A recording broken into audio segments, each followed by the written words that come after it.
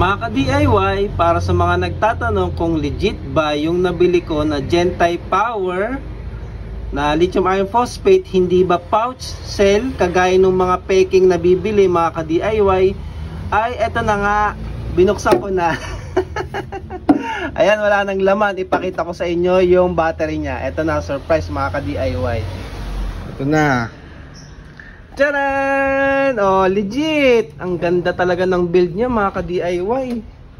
Kasi compress na compress yung ating lithium iron phosphate dito. Ang ganda ng pagkaka-build. Solid. Solid. Tapos yung bakal natin na frame, hinuhold siya mga ka-DIY, oh, diba?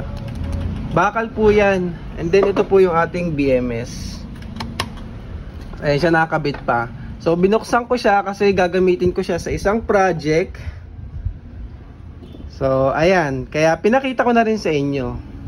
So nilalagay ko naman yung link, no, kung saan ko to nabili. Ewan ko lang, yung iba daw kasi fake daw yung nabili nila dun sa shop na yun. Pero ewan ko lang baka nag-iba na sila.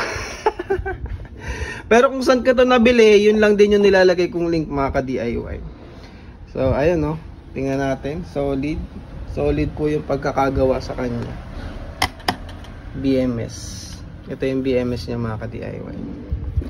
So abangan nyo, may gagawin tayong video dito mga ka-DIY.